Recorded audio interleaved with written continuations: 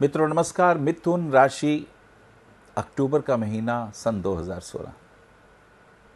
द्विस्वभाव राशि है, वायु तत्व प्रधान है, एग्रेसिव हैं, फास्ट मूवर हैं, तेज सोचते हैं, जल्दी काम करने की क्षमता रखते हैं और ढीले ढाले लोग, झूठ बोलने वाले लोग इन्हें पसंद नहीं हैं।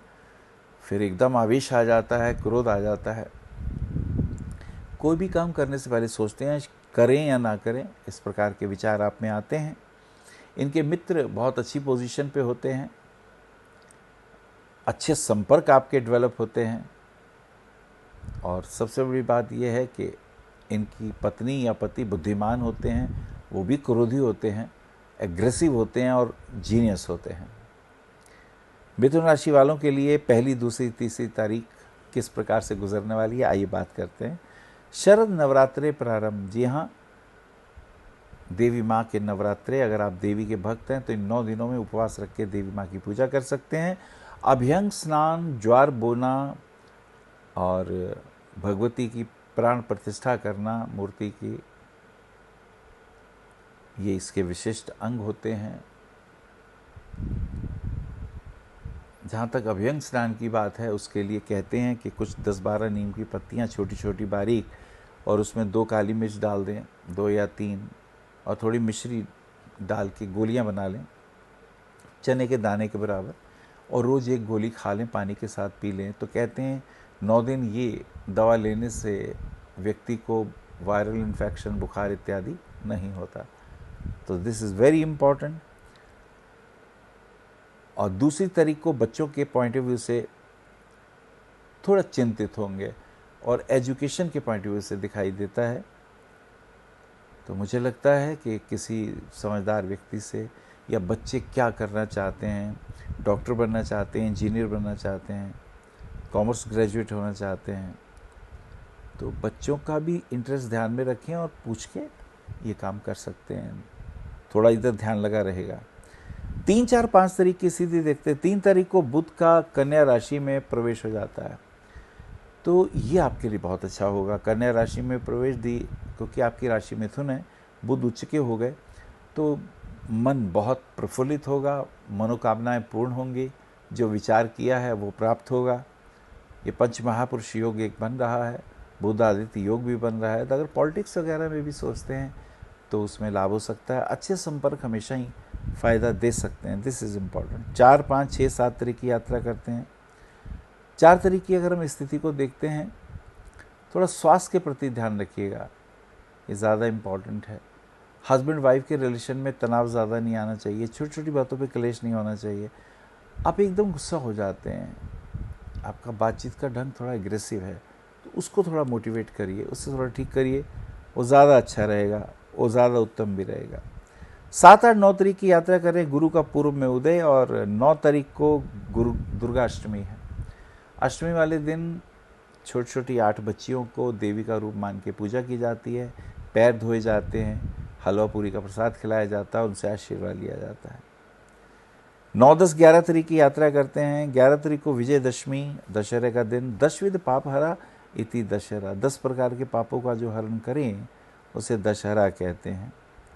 12, 13, 14 तारीख की स्थिति को देख रहे हैं। 12 तारीख की स्थिति में भाग्य साथ देगा, कुछ काम जो रुके हुए थे वो अनुकूल होंगे। आर्थिक दृष्टिकोण से थोड़ी परेशानी चल रही है, पर वो भी धीरे धीरे ठीक हो जाएगी। ऐसी स्थिति में पिता के स्वास्थ्य धीरे धीरे इम्प्रूव करते हुए दिखाई देंगे। जो उन्हें तकलीफ है, हर्निया की प्रॉब्लम है, या यूरोलॉजी में कुछ दिक्कत आ रही है, यूरिन इत्यादि में, तो उसमें भी लाभ होने के चांसेस दिखाई दे रहे हैं। ये एक इम्पॉर्टेंट है। अगली यात्रा करते हैं 9, 10, 11 के बाद 12, 13, 14 तारीख की बात करते हैं। 12 तारीख को आर्थिक दृष्टिकोण से थोड़ा लाभ। 13 तारीख को शुक्र वृश्चिक राशि में प्रवेश कर जाता है। अब मिथुन लगन में शुक्र का रोल पंचमेश है, जब ये वृश्चिक राशि में जाता है तो आर्थिक दृष्टिकोण से थोड़ी परेशानी होती है, कहीं से पेमेंट लेनी हो रुक के मिलती है। बच्चों के हेल्थ के पॉइंट ऑफ व्यू से थोड़ा ज़्यादा चिंतन करना है, वो प्रॉब्लम थोड़ी बढ़ती है, उसका ध्यान रखिएगा। 14, 15, 16 तारीख की यात्रा कर रहे हैं। 14 तारीख की यात्रा में कारोबार के सिलसिले में विशेष लाभ। अगर कहीं जॉब करते हैं पॉजिटिव रिस्पॉन्स मिलेगा, बॉस के साथ संबंध अनुकूल होंगे।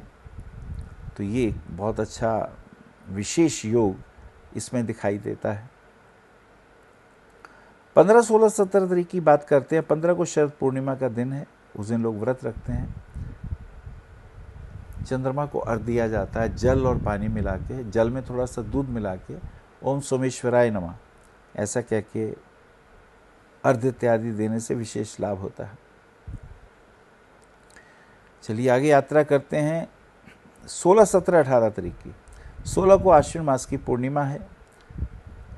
18 तारीख की स्थिति को अगर हम देखें तो शुभ कार्यों में कहीं धन का व्यय है।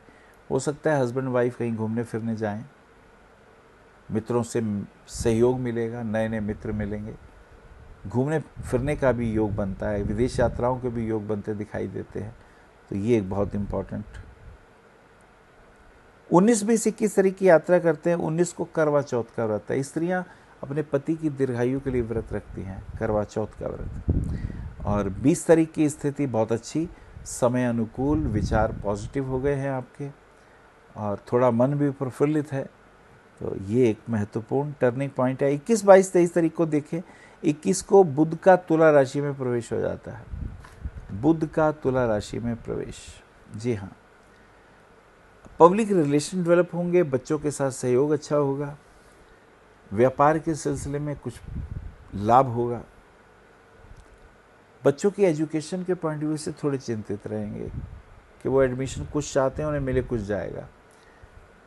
तो ये एक इम्पॉर्टेंट इसमें पॉइंट है, इसका हमें विशेष रूप से ध्यान रखना है। 22, 23, 24 और 25 तारीख की स्थिति। 22 तारीख को अहोई अष्टमी का व्रत है। संतान की दीर्घायु के लिए स्त्रियां व्रत रखती हैं।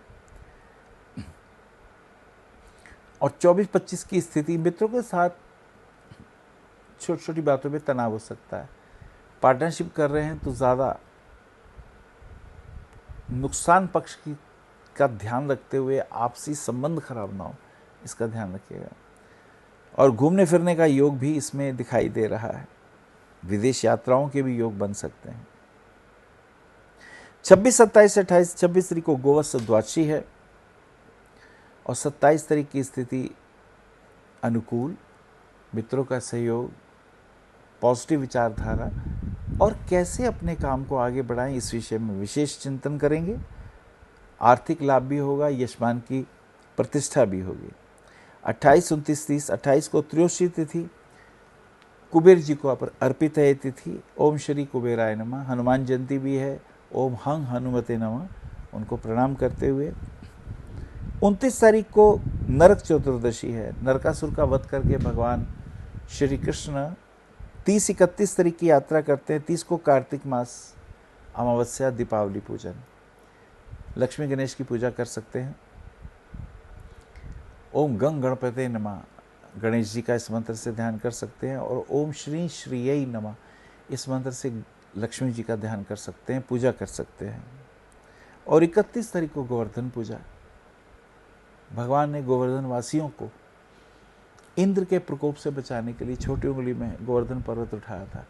वो प्रतीक है इस बात के कि जब कभी संकट हो, कष्ट हो, तो हमें सबके साथ मिलजुल के काम करना चाहिए, सबके कष्टों को अपना कष्ट मान के जीवन जीना चाहिए। ये बहुत बड़ी देशना है।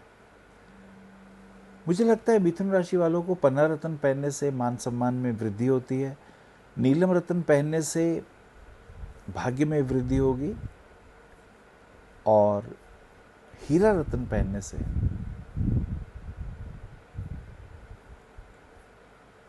पब्लिक रिलेशन डेवलप होते हैं, बच्चों की पढ़ाई के मामले में भी लाभ होता है। और अगर मिथुन राशि वालों को रुद्राक्ष पहनना पड़े तो 21 मुखी रुद्राक्ष पहनने से उन्हें बहुत लाभ होता है। 14 मुखी भी पहन सकते हैं, 10 मुखी भी पहन सकते हैं। तो मिथुन राशि वालों के लिए ये महीना मिला जुला, so you should be careful. नमस्कार। आप आचार्य श्री अनिल वत्स जी के ज्योतिष व ध्यान संबंधी प्रोग्राम www.astroanilvats.com व मासिक राशिफल YouTube पर भी देख सकते हैं। विशेष जानकारी के लिए संपर्क करें। भविष्य कथन VE 279 गली नंबर 6 हरिनगर, न्यू दिल्ली 110064। हमारे फोन नंबर है 9891739999 और 9818189993 और 8860006030 और 9810880002। हमारी वेबसाइट है www.bhavishyakathan.org। ईमेल है acharyaanilvats@gmail.com। अपॉइंटमेंट के लिए संपर्क करें सुबह 11 बजे से शाम 6 बजे तक।